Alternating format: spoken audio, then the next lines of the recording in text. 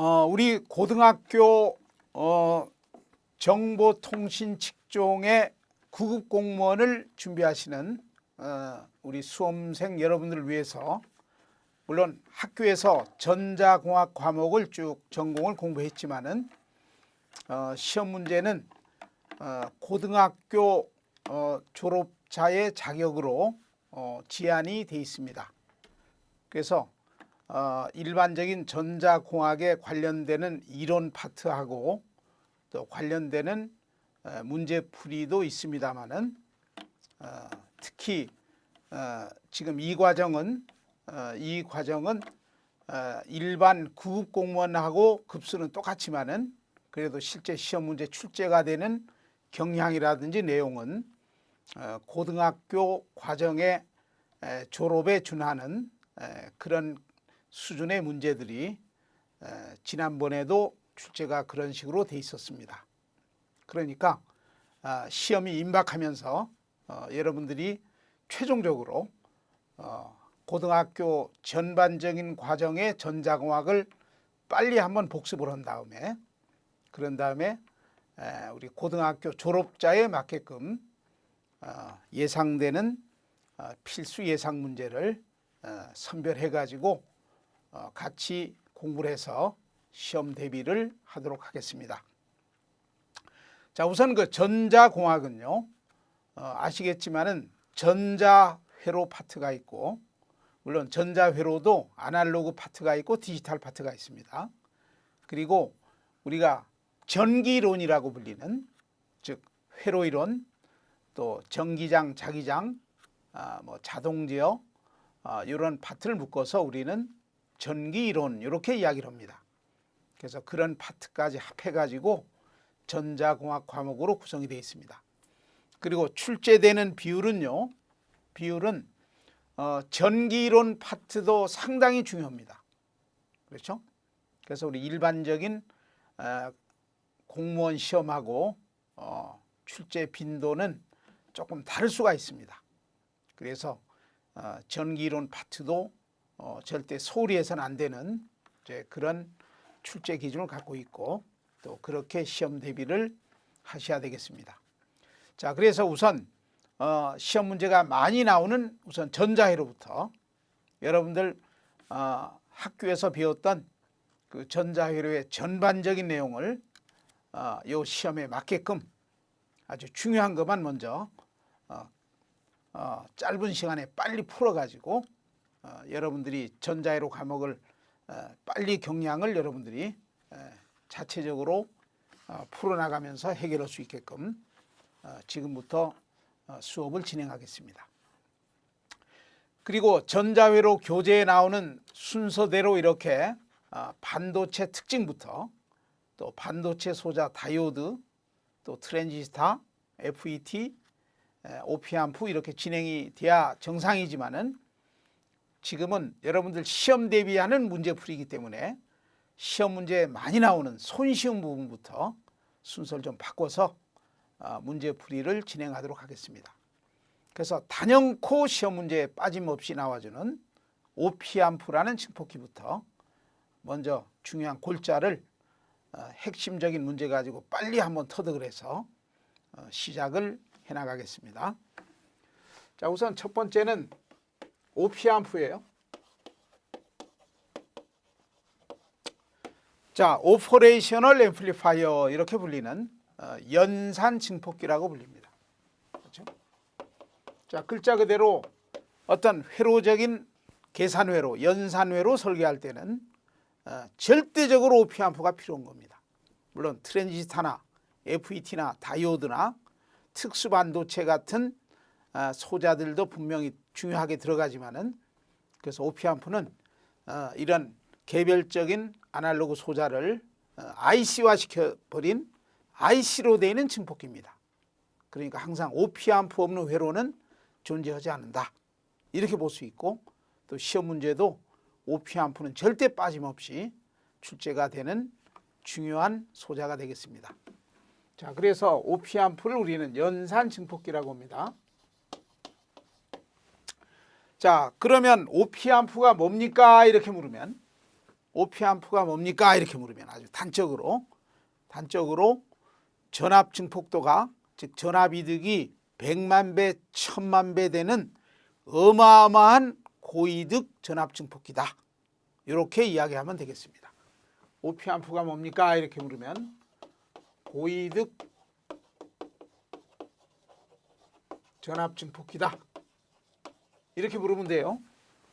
고이득이라고 한 것은 이득이 굉장히 높다는 이야기지. 증폭도가. TR이 10개, 안 그러면 FET가 10개 정도로 설계된 증폭기입니다. 그러니까 하나에서 100배만 증폭시켜도 100 곱하기 100 곱하기 100 곱하기 이렇게 해보세요. 어마어마한 이득이 되겠지. 그래서 증폭도가 굉장히 높은 고이득 전압 증폭 전용 소자입니다. 그래서 이것은 IC로 만들어진 겁니다. 그래서 오피앰프는 고이득 전압 증폭기인데 이렇게 또 정의할 수가 있어요. 오피앰프는 아날로그 증폭기입니다. 아날로그. 그래서 아날로그 소자가 TR이, FET가 10개 이상 들어가 있는 아날로그 찌그러짐이 없게 증폭하는 선형, 그렇지? 아날로그 선형 IC로 만들어버린 증폭기다. 이렇게 정의하시면 되는 겁니다. 그렇죠?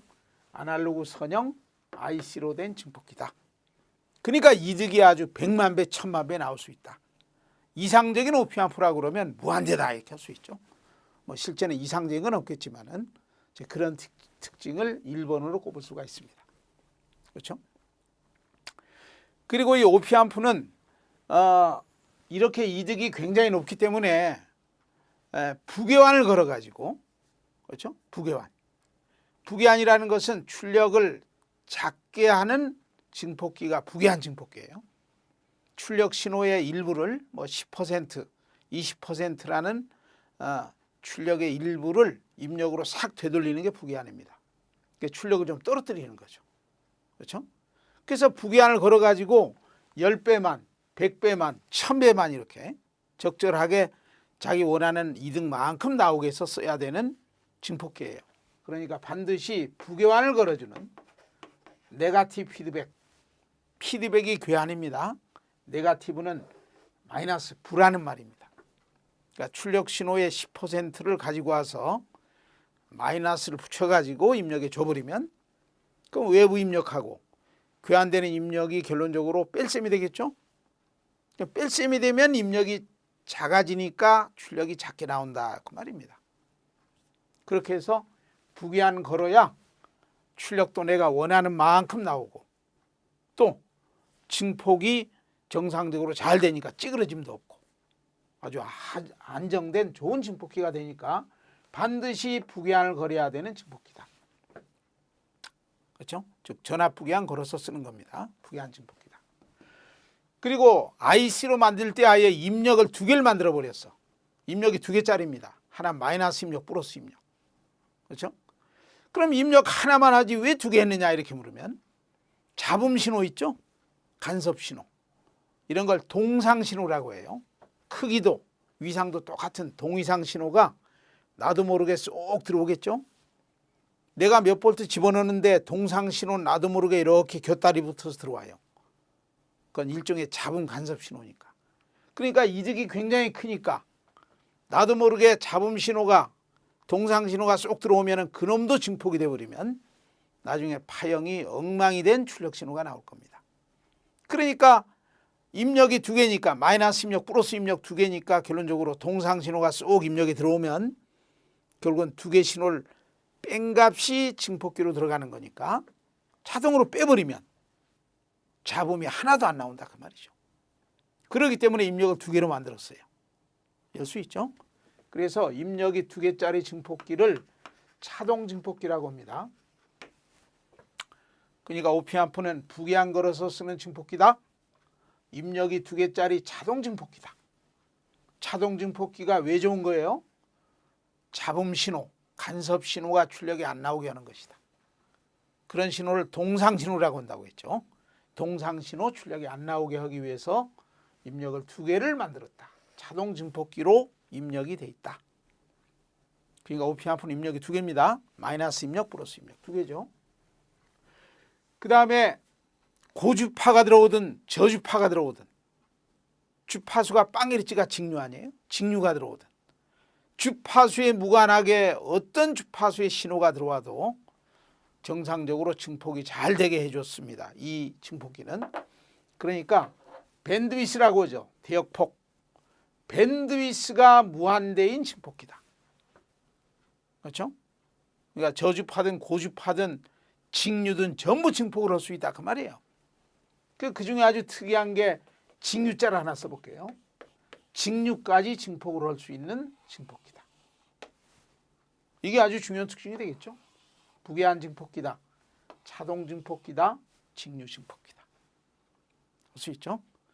그리고 가장 중요한 대표적인 특징은 고이득 전압 증폭기다. 이렇게 할 수 있습니다. 그래서 영원한 시험 문제가 1번이에요. 여러분들 영원한 시험 문제가 뭐지? 오피앰프의 특징.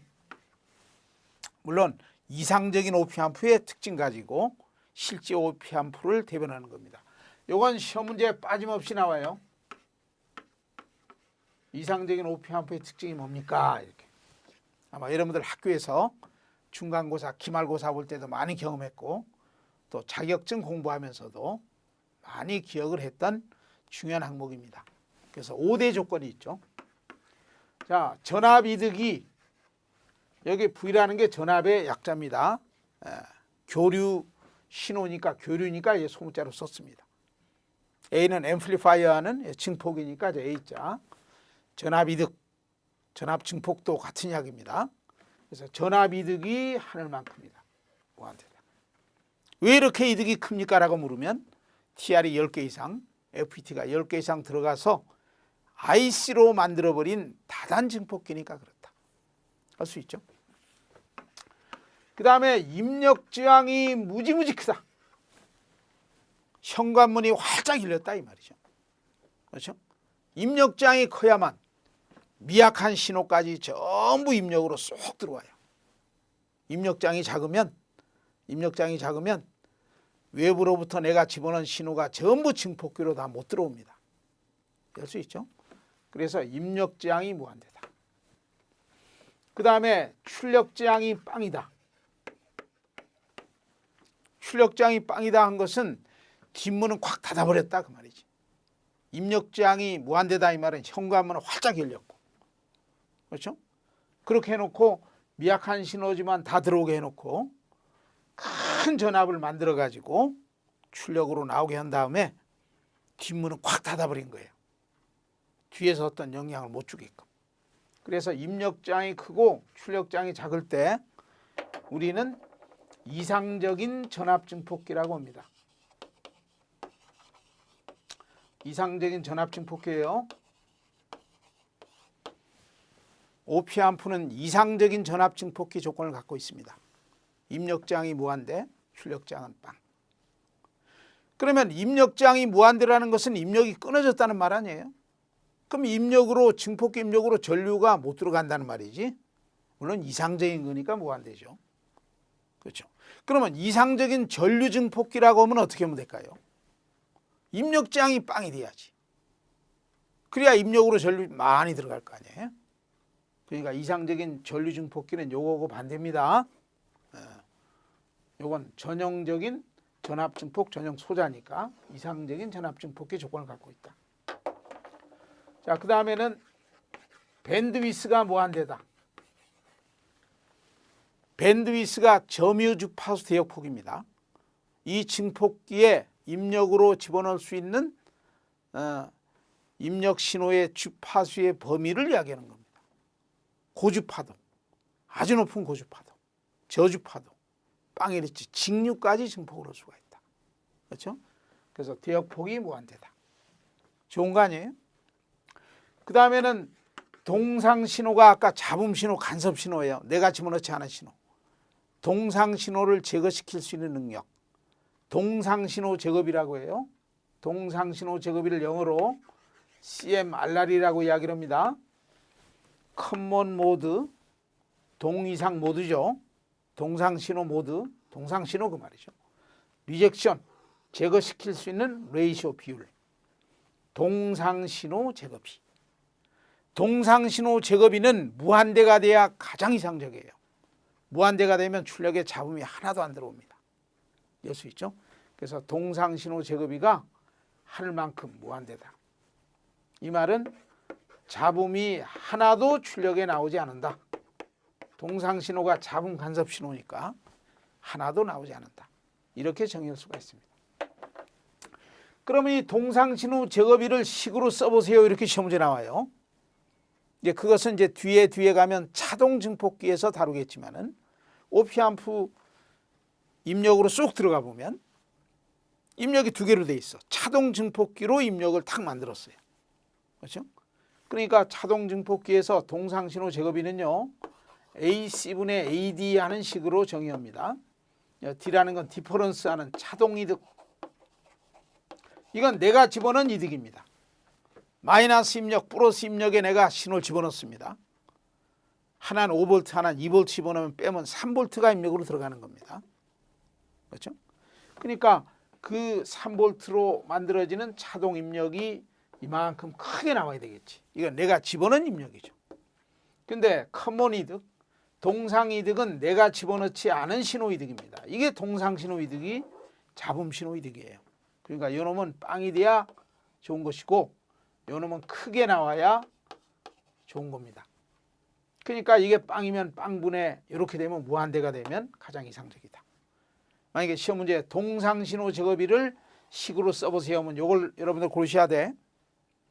그리고 동상신호 제거비는 어떤 값을 가질 때 좋습니까? 이렇게 물으면 무한대가 가장 좋다. 이렇게 해야 되고, 그러면 동상신호 제거비가 무한대가 되면 회로 기능은 어떻게 동작합니까? 이렇게 물으면 출력의 잡음이 하나도 안 나온다. 이러면 되겠습니다. 이게 5대 조건이에요. 그래서 항상 이게 무한대